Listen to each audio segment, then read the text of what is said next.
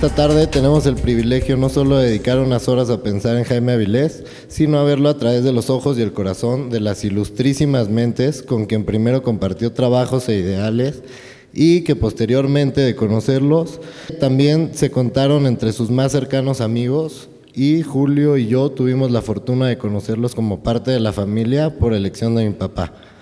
Sin duda, esta tarde escucharemos anécdotas sobre Jaime el periodista, escritor, dramaturgo, cabaretero, narrador y cronista. También fue marinero, actor de carpa y de calle y creador de conejos. Jaime Avilés no solamente era un hombre, era un tipo íntegro, honesto, era muy buen reportero, pero además tenía una gran pluma, escribía con una fluidez increíble y no cometía los gazapos que cometían el grueso de los reporteros, era muy eficaz en lo que hacía. Y de hecho nos llamó mucho la atención que cuando Carlos Monsiváis hizo su recopilación de crónicas, le recopila a Jaime no una crónica sino dos. La crónica del Yoko, que fue, yo recuerdo que nos conmocionó a todos, ¿no? Era una nota que hablaba de una persecución a un personaje, pero era una nota, una crónica en la que le daba color al evento y de veras fue fantástica. A partir de ahí, pues lo llevaron fue cronista de guerra, se lo llevaron a Nicaragua. En un momento dado estuvo allá durante un tiempo, pues ya luego se regresó y publicó, de hecho, una serie de crónicas, un libro de crónicas y de reportajes que es muy padre, que es se titula La rebelión de los maniquíes. Yo creo que es un libro que hay que leer, lo vuelves a leer y te das cuenta que está muy bien escrito, ¿no? Y después publicó otro que se llama Los manicomios del poder, ¿no? Y también es un reportaje que le hace una persona que le meten a la gente, es un tipo al que le meten a la mujer de la que está enamorado a un manicomio para quitarle la herencia. Es una historia terrible, ¿no? Y él después publicó un libro que a mí que es una referencia importante, ¿no? Que se titula AMLO, vida privada de un hombre público, que hace una biografía, es como la primera biografía que se le hace a Andrés Manuel, y la verdad hay que leerla porque no es una biografía sencilla, es decir, cualquiera pensaría que es una biografía así como muy elogiosa de Andrés, y tú la lees y te das cuenta que es una biografía dura, es un texto muy, muy interesante. Recuerdo también pues que el trabajo que hizo Jaime Avilés en la prensa es un trabajo complejo. Él trabajó en el 1+1, después estuvo en El Economista, si mal no recuerdo, hizo una columna que se llama El Tonto del Pueblo, después regresa a La Jornada, publica su columna Desfiladero, entra al suplemento Maciosare durante un tiempo y en fin, yo quiero decirles que a mí me pareció que todo esto que les estoy contando, sí, solamente te habla de manera muy superficial de lo que era Jaime. Jaime era sobre todo un hombre muy divertido y un hombre que además tenía una relación muy natural con la literatura.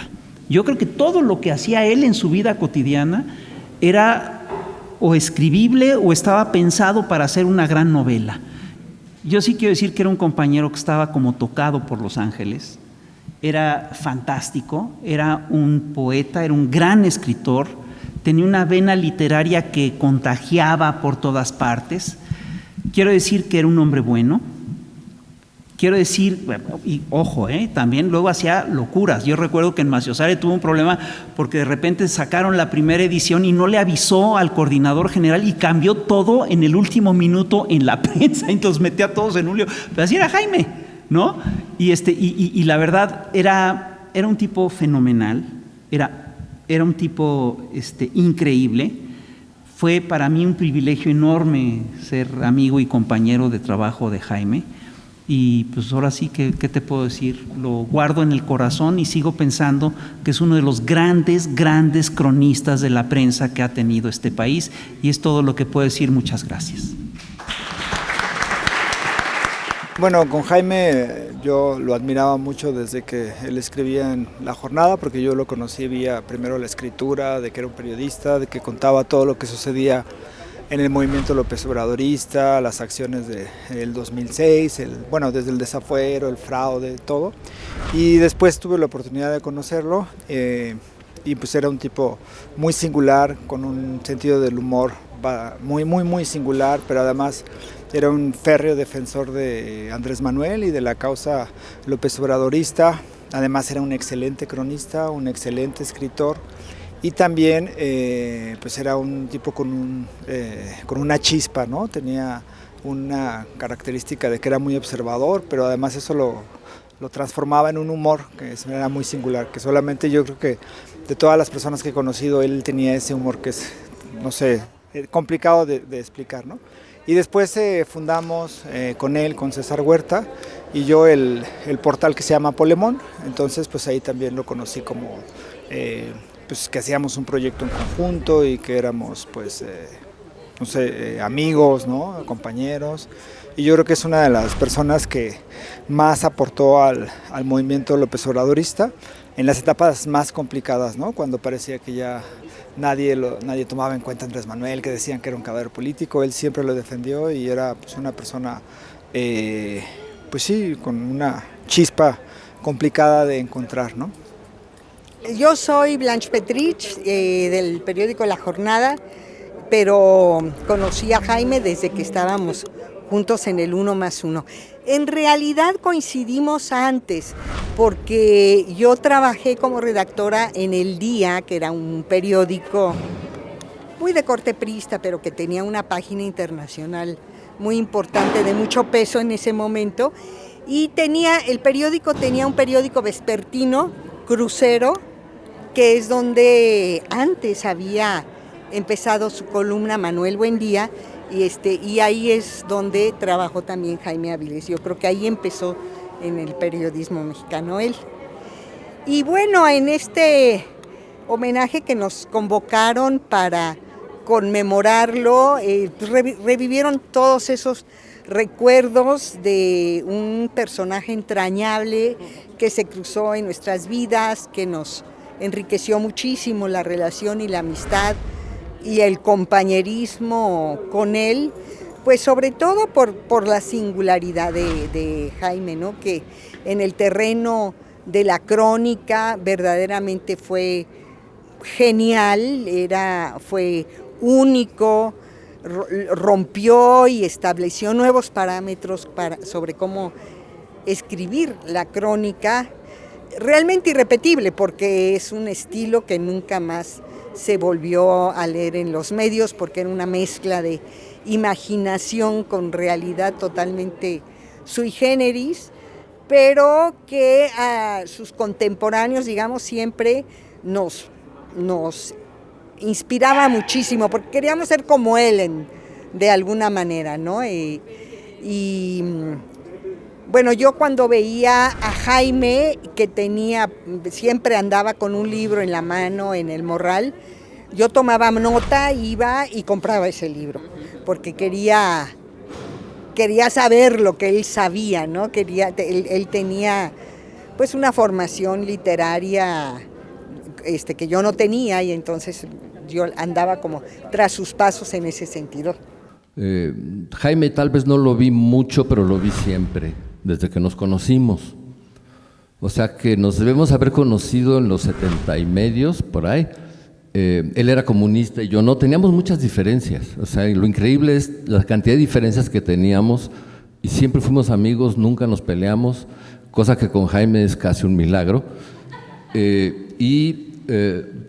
Fuimos papás, de la primera generación de papás cargando pañaleras rosas en Coyoacán, en la plaza de Coyoacán.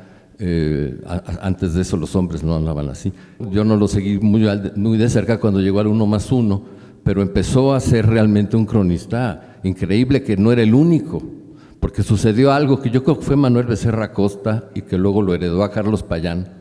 Fue la idea de hacer de los escritores cronistas. Entonces mandó a la guerra a José Joaquín Blanco, que era estupendo, mandó a la guerra más literalmente a Jaime, estaba Blanche, le apostaron mucho a eso, y también escritores profesionales como Hugo Iriart, y los mandaba a hacer crónica. Aguilar Camín en ese momento todavía no era realmente un periodista importante, ni había dejado de serlo. Pero con Jaime las anécdotas son infinitas. Como dice el FIS, era realmente divertido. Por ejemplo, y además, por ejemplo, porque nuestras hijas también tuvieron un momento en el que se conocían y demás, y en algún momento mi hija nos acompañó, bueno, por su lado en una marcha de los zapatistas del color de la tierra, y me dijo, bueno, yo me voy con Jaime porque es mucho más divertido. Se metía a lugares donde nadie se metía, porque Jaime creaba situaciones, que fue parte de su genio. Yo creo que tenía un genio, era un ángel, pero también era un diablo, tenía las dos. Jaime, como decía una amiga, no lo quieres de enemigo, y tuvo muchos. Y nadie podía ser indiferente. Por ejemplo, Octavio Paz, que era tan riguroso en a quién le contestaba y a quién no se aguantó con Jaime y le dijo, Jaime, Bill es. No, estaba furioso con Jaime. Igual les pegó a los de Nexos. Yo estaba en Nexos y me decían, pero ¿cómo puedes hablar con ese cuate? Porque era el que los exhibió, el que exhibió lo que recibían de dinero del gobierno y todo. Pero eso era permanentemente Jaime. Uno de sus momentos cumbres es cuando se inventó un personaje, Mosca se llamaba, que embarcó en una compra de terrenos en Acapulco, me parece, un funcionario de la Secretaría de Salud, sí, de Fox, en tiempos de Fox. Era un funcionario, además era ¿quién era? Autoridad como en drogas y Guido Belsazo, sí. Y lo embarcó y llevó a un falso representante suyo a entrevistarse con él, con grabadora, y lo grabó aceptando los negocios acá de las inmobiliarias y no sé qué, y cómo lo usaba desde su posición. Y fue una nota histórica de Jaime, por supuesto el tipo fulminado, se fue. Fue yo creo que la cabeza que cobró. Voy a leer, nomás para que vean, cofundador del diario 1+1, desde el cual revolucionó la crónica periodística al combinar un tratamiento literario de los hechos narrados con un novedoso humorismo. Ignoró las llamadas normas del periodismo objetivo, al recurrir a la ficción para dar mayor fuerza a la realidad escrita y al crear personajes como el doctor Oldswater, quien hacía declaraciones sobre un presunto monstruo semejante al de Loch Ness, que supuestamente habitaba en las contaminadas aguas del lago de Chapultepec, todo lo cual causó irritación entre los periodistas formados en la vieja escuela. Así se definía. Y siempre tenía ideas súper buenas, aunque fueran absurdas. Por ejemplo, la favorita, creo, de todas las que tengo de él, es el fines de 93, perdón. Yo estoy en Coyoacán, de mal humor, con mis periódicos, debe ser diciembre de 93, y llega y se sienta en mi mesa, en el Guarache, que antes no había todo lo que hay ahora, y me dice, oye, ya estoy hasta la madre, aquí no pasa nada, vámonos a Sarajevo, me dice. Entonces le dije, y de pronto me sonó hasta bien, dije, bueno, sí, porque, bueno, quiero decir algo que tenemos varios aquí en esta mesa, pero Jaime lo tenía mucho, que es que él vio el periodismo como una oportunidad de aventura. O sea, todos somos aventureros, Selena es una aventurera tremenda, Blanche, o sea, es lo que nos gusta, pero Jaime realmente se pasaba. Fue a cubrir un golpe de Estado en Paraguay, la guerra, y no crean que no le daba miedo, le daba mucho, pero ahí estaba, ¿no? Pero lo chistoso de esta historia que les cuento es que un año antes nos habíamos encontrado en la playa en Tulum, en un año nuevo, el del 92. En fin, así en la playa, en el baile bailando reggae y demás. Y al año siguiente, el día que lo veo, me dice, oye, ¿vas a ir a Tulum este año? Le digo, no, yo tengo otros planes. Y él sí se fue. La siguiente vez que lo vi fue el 4 de enero de 94, en Ocosingo, bajo los bombardeos. Y yo no me acordé en ese momento que me había dicho que nos fuéramos a Sarajevo, porque estábamos en otro plan.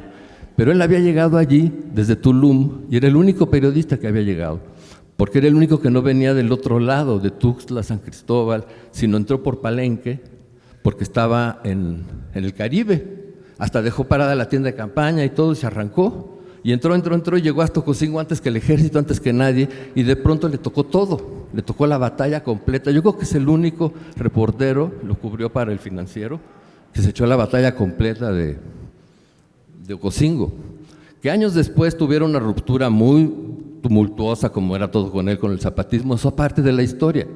De hecho, su último libro, que es un libro muy bien escrito, se llama Adiós, cara de trapo, que es así como una mentadota, ¿no?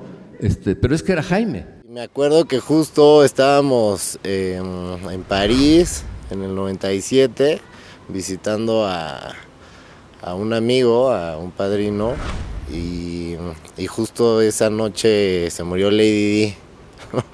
Entonces como que nada, nos despertamos con la noticia y fue así como, vámonos, vamos a ver, ¿no? Ya estábamos en el puente y pues ahí estábamos viendo como los rayones en el túnel, ¿no? Y entonces como que todo el mundo estaba pues ahí llevando flores y demás. Me acuerdo que fuimos como a la escena del accidente y de ahí nos fuimos a casa de Pierre, de nuestro amigo, y con los carritos de su hijo estábamos como tratando de entender cómo había pasado, si los habían seguido, si los habían perseguido, cómo había frenado el coche y demás.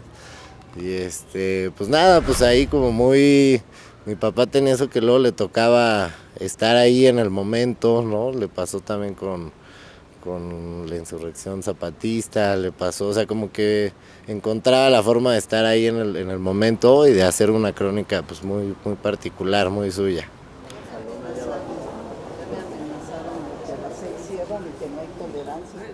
A Jaime le tocó irse a Nicaragua. Pues los grandes reporteros de esa época estaban cubriendo el extraordinario fenómeno de ver la caída de una de las últimas dictaduras, regímenes autoritarios fabricados. No es cierto, no es una de las últimas, todavía en Guatemala duró el modelo mucho tiempo más. Pero los Somoza, ¿no? Ese producto totalmente hecho por la CIA y en Washington, la dinastía que había gobernado Nicaragua desde tiempos de Sandino y que en el 79 se estaba desplomando con hechos extraordinarios.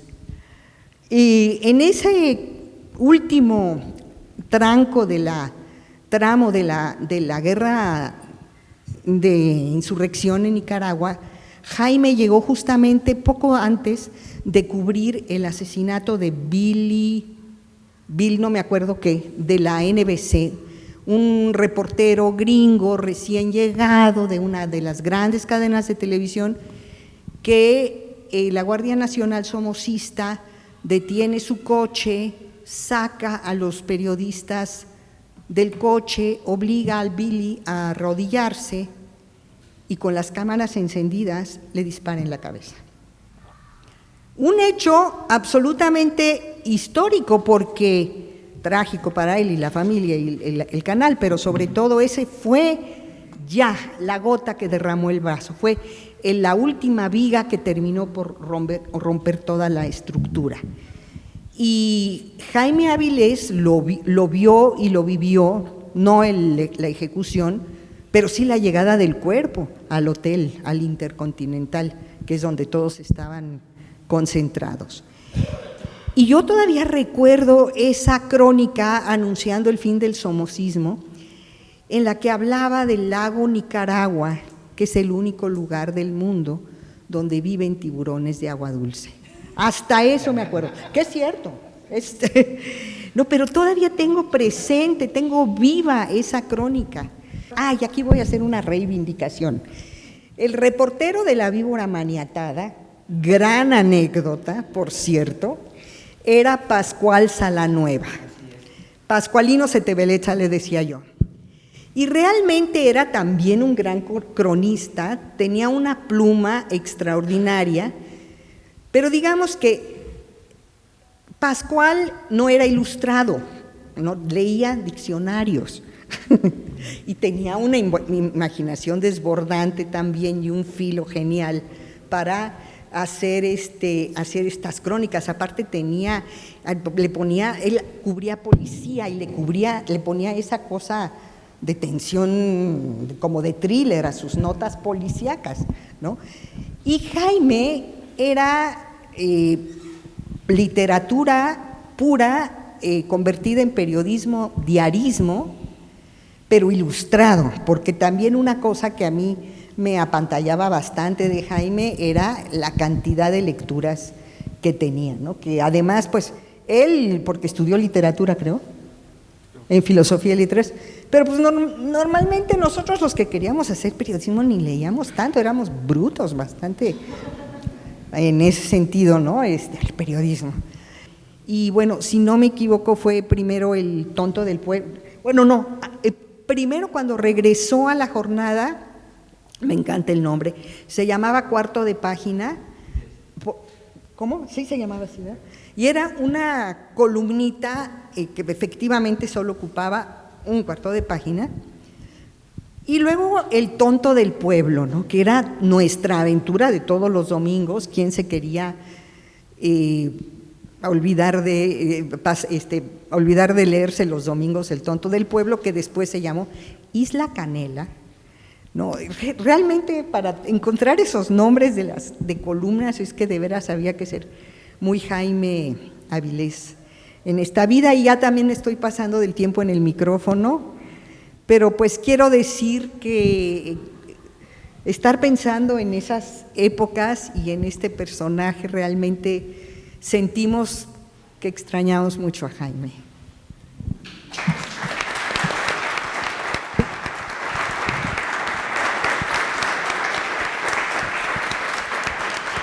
Pues muchísimas gracias a Germán, a Blanche. Yo, bueno, nada más vengo a moderar así, pero Jaime, ahora que mencionaban que era explosivo, que tenía una imaginación desbordada, tenía también un sentido del humor que a veces a mí no sabía cómo interpretarlo, ¿no?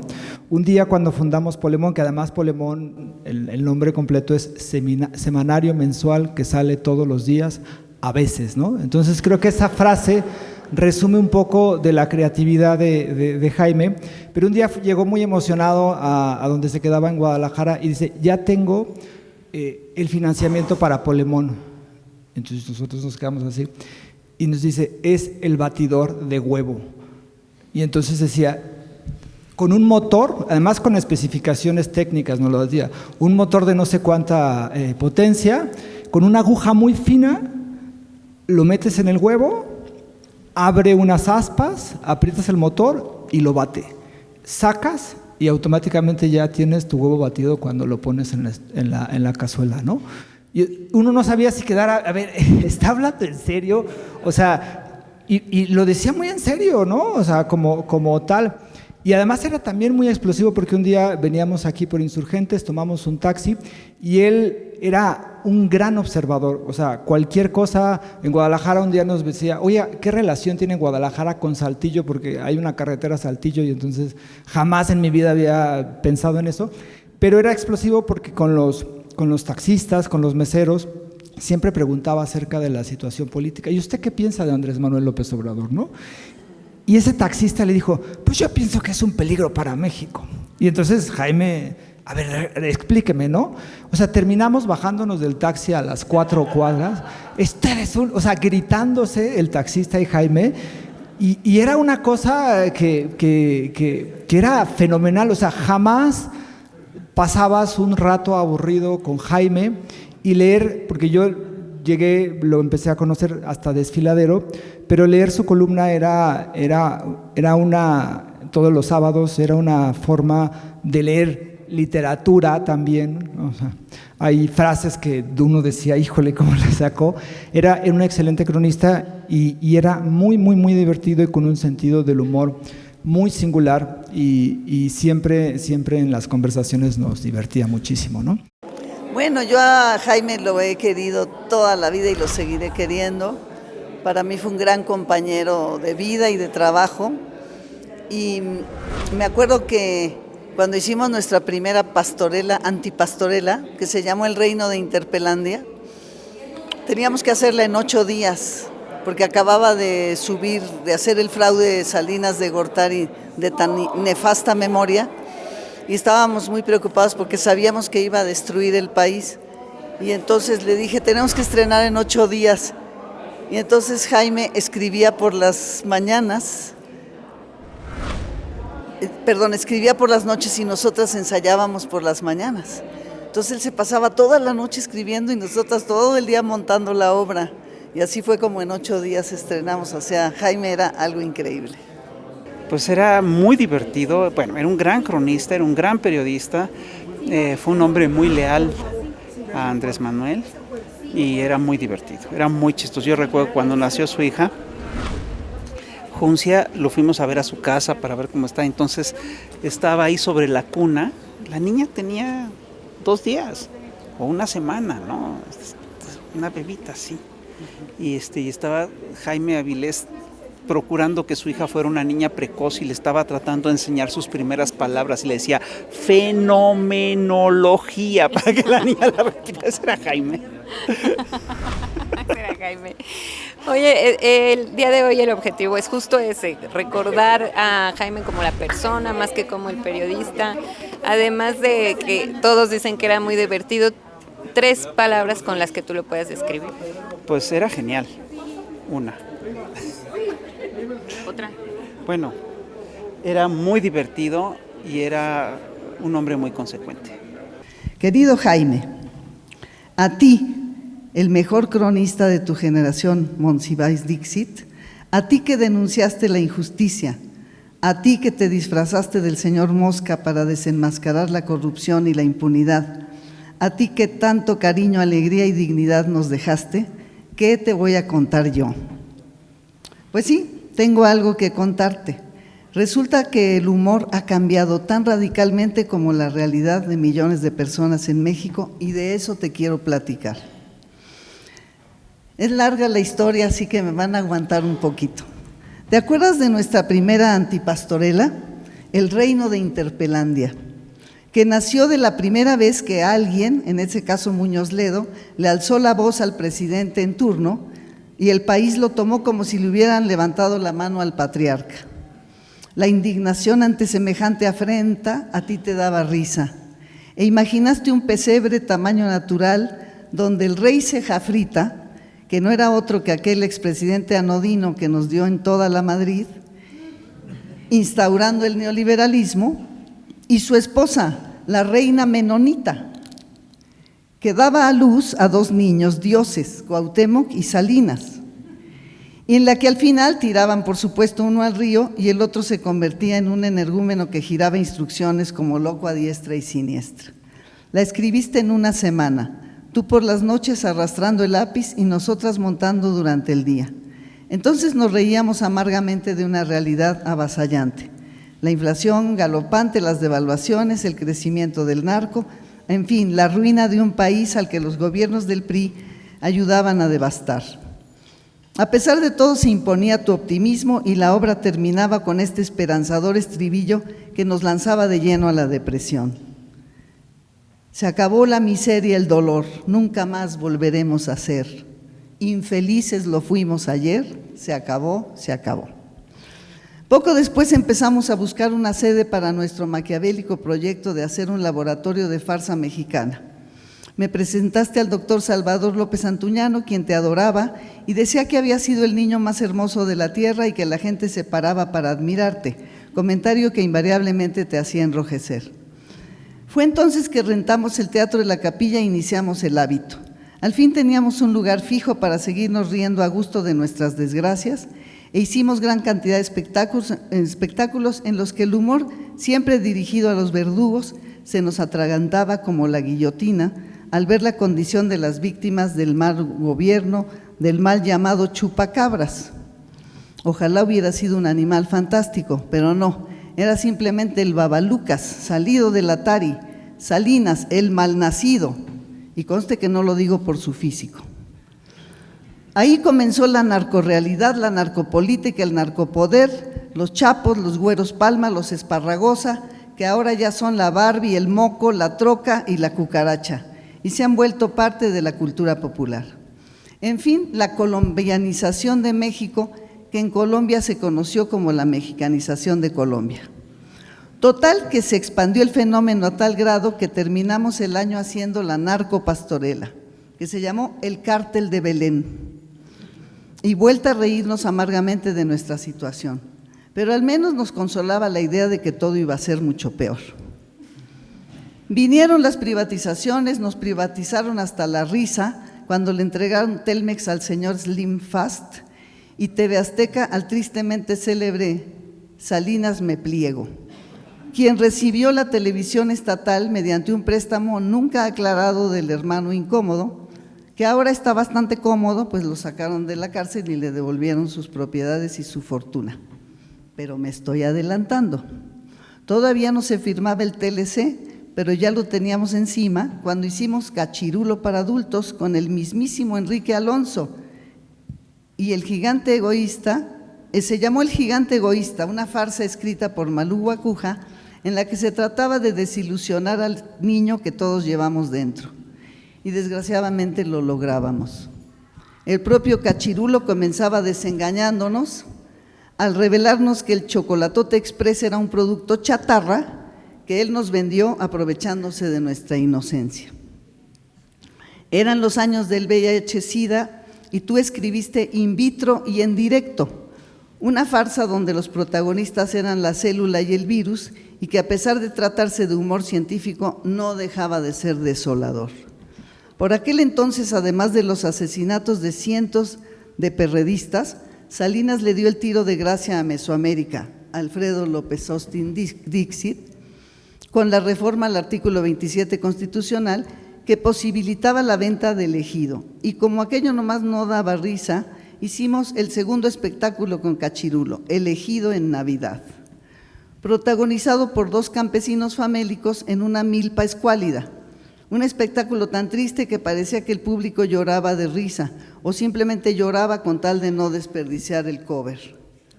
Así pasaban aquellos amargos años en los que literalmente ya no hallábamos de qué reírnos, hasta que llegó tu mayor éxito, basado en el pleito entre la cúpula intelectual de México, que en busca del apapacho se agolpaban unos en vuelta y los otros en nexos, y tú hiciste paz en el Olimpo. Aquella farsa memorable donde nos mostraste de qué estaban hechos los intelectuales orgánicos, que paradójicamente entre más orgánicos resultaban menos saludables. Inolvidable fue tu aparición en escena en aquel espectáculo en el papel de Carlos Fuentes. Resultaste un gran improvisador y por supuesto brilló tu inteligencia nada artificial. Seguíamos entonces viviendo de la amargura de la realidad de México. Llegó la efeméride de los 500 años del descubrimiento de América, que oficialmente llamaron el encuentro de dos mundos, pero que en el hábito bautizamos como los 500 coños. Y reíamos lágrimas negras tratando de entender qué habría en nuestro desolador territorio antes de que alguien lo descubriera. Otra triste antipastorela se llamó Fue Niña, en la que la desdichada virgen era perseguida por el reino celestial para obligarla a abortar, dado que estaba esperando una niña y el Mesías no podía ser niña, pues no lo soportaría el marketing católico que ya había mandado a hacer millones de crucifijos y estampitas y no daba tiempo para ponerles brasier. Y además, ¿qué? ¿Qué se iba a hacer con esa niña? ¿Acaso al niñito Jesús le iban a poner Jesúsa? ¡Blasfemia! Vivíamos el colmo de la tristeza, pero siguió el desánimo, el sentimiento de pérdida y de desesperanza. Y nos pasamos a reír amargamente de la situación de la Ciudad de México en manos de Manuel Camacho Solís. Entonces, tú escribiste La Diana Casadera para seguirnos azotando con la situación de nuestra gran ciudad. Recuerdo que te pedí un libreto para que lo protagonizara nuestra gran amiga Isela Vega. Y tú, con tu siempre inquebrantable lógica, escribiste un libreto para Malgré Tú, esa escultura de Jesús F. Contreras secuestrada en la escalera del Munal, y que quede claro que no fue García Luna. Una mujer desnuda y encadenada que a pesar de todo levanta la cabeza hacia el frente como diciendo, algún día se va a acabar el PRI y entonces ya verán. Ahí tu humor me superó y ya no lo entendí, y tú te fuiste a seguir con tus crónicas del mundo. Más tarde que temprano amanecimos, o debiera decir anochecimos, al año 1984 con la entrada en vigor del TLC y el levantamiento zapatista en el que os involucrasteis de lleno, primero enalteciéndole y posteriormente detractándole. Seguíamos riendo y llorando con el papelón de Camacho Solís como comisionado en Chiapas, cuando sobrevino el magnicidio de Colosio y todo el país enmudeció. El PRI se mostraba en todo su esplendor y neciamente continuaba. Entonces hicimos de la mano de Ríos Los Supermachos, ópera chamula que poco tenía de divertida y menos cuando el subcomandante Marcos hacía un striptease en el que se quitaba todo menos lo que el público esperaba, el pasamontañas. Ya en el sexenio de Zedillín, la única escena cómica la proporcionó el mismo Salinas con su huelga de hambre de un día y su posterior exilio. Ya ni para llorar estaba la cosa, y menos con la crisis financiera y el FOBAPROA. Tan patética era la situación que yo ya no sé si confundo los tiempos, al grado que llegó a gobernar la ciudad Óscar Espinosa Villarreal, que puso un baño de vapor en el palco presidencial del Teatro de la Ciudad, y no es broma. Y como respuesta a aquella gran depresión, hicimos un espectáculo distópico que se llamó Cuando el regente nos alcance. ¿Cuál no sería nuestra sorpresa que en efecto nos alcanzó? Y aunque nos dieron el gusto de meter a Raúl Salinas a la cárcel, la depresión y el PRI arreciaban y parecía que nunca iban a terminar. Estrenamos para aquella época el juicio a Salinas a partir de la presentación de un libro de Helio Flores, y aquel ejercicio de justicia virtual nos catapultaba a la realidad de que aunque no hubiera nunca un juicio real a Salinas, de alguna manera la historia ya lo había juzgado. Pero en el fondo todo eso también era patético, porque el verdadero Salinas seguía y sigue disfrutando lo que se robó. Muchos años me puse la máscara de Salinas al grado de que hubo quien comentó que él me imitaba. Para mí era una especie de castigo cívico. Es horrible verse al espejo y encontrarte con aquella cara. Por suerte después empezaron a vender las máscaras de Salinas en los semáforos y la cultura popular me liberó de aquel doloroso sacrificio. Y así seguimos perdiendo el sentido del humor poco a poco, cuando Monsiváis nos escribió Víctimas del pecado neoliberal, en el que hasta el melodrama renunciaba a su cualidad de cursi para convertirse en una compleja farsa intelectual. Total que nunca supusimos llegar a tan hondos niveles de amargura, hasta que en 1995, en un acto de oscura premonición con el espectáculo Sor Juana en Almoloya, anunciamos el advenimiento del PAN para el año 2000. La misma corrupción, la misma impunidad, pero ahora comulgando en el Vaticano. Si todos los años anteriores nos llevaba la tristeza, la llegada de Fox nos hundió en una parálisis donde el humor era una especie de sutura en la herida, que conforme más reíamos, más nos dolía. Así que ya no quedaba otra que la desobediencia civil. Cerramos el hábito y por culpa de Elena Poniatowska, nos echamos a la calle a vivir el desafuero de AMLO y el fraude de Calderón, su guerra contra el narco, los secuestros de García Luna. Bueno, ni siquiera nos dieron el gusto de quedarse con Diego Fernández de Ceballos, a saber cuánto habrán pagado los secuestradores por devolverlo. Pero nos lo regresaron. Y luego procedimos a arrastrarnos de angustia todo el sexenio de Peña, el cual en honor a tu columna Desfiladero se le conoció como el Despeña Nieto. Fueron años de mucha congoja y mortificación en los que por no llorar nos reíamos de nosotras mismas, hasta que te nos fuiste en el año 2017, el aciago 8 de agosto, el mismo día que Ríos. Entonces sí, ya no nos quedaron lágrimas. Pues bien, hecho este melancólico recuento de aventuras para decirte que llegó el día que creíamos que nunca llegaría y que ya no te tocó vivir.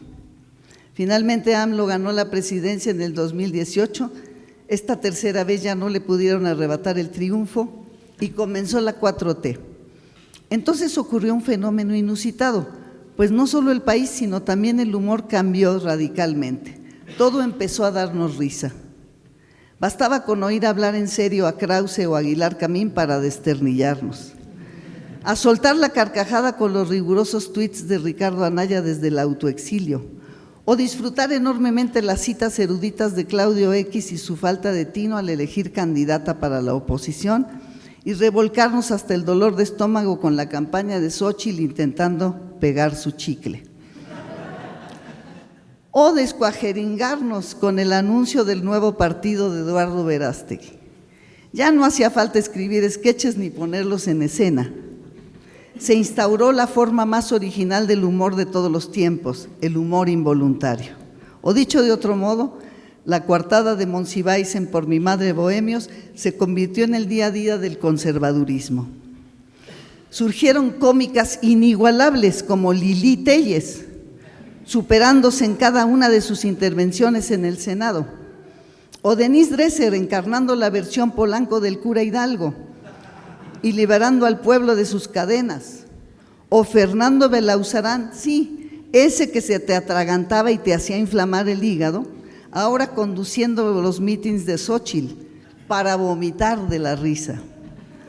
Algo realmente increíble. O cómo no agradecer las estridencias de Kenia López Rabadán, que harían palidecer a la gran Vitola.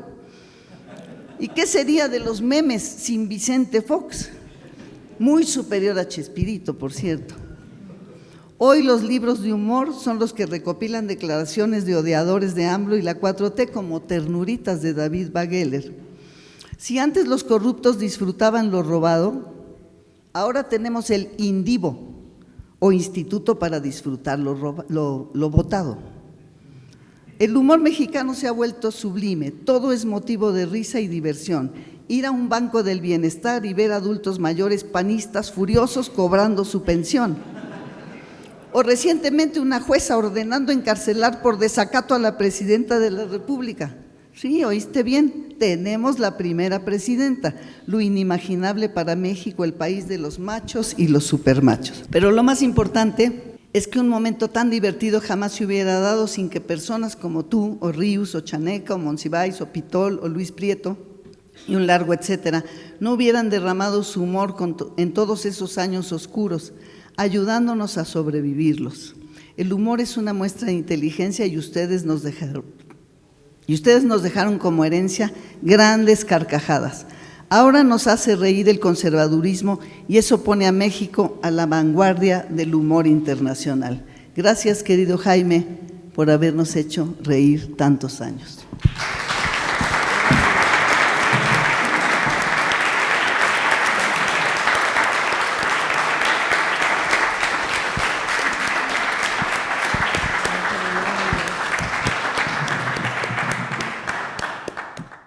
Vengo, Jaime, muy apenada ante ti porque no supe, nadie me avisó que tenía que hablar de ti y hablar de todo lo que te queremos y todo lo que te admiramos y la falta enorme que nos haces y le haces al periódico al que casi todos pertenecemos, a La Jornada, empezando por Jesús, que nos ha dicho las mejores palabras de esta noche. Así que lo único que queda es irnos, para mí irme pensando en Jaime, recordarlo, reírme, sonreírle, verlo a él también sonreír y verlo llegar siempre muy tarde a La Jornada, desesperando a todos, desesperando a Carmen Lira a entregar el artículo que fue durante años absolutamente indispensable a la grandeza de este periódico que todos amamos. Gracias.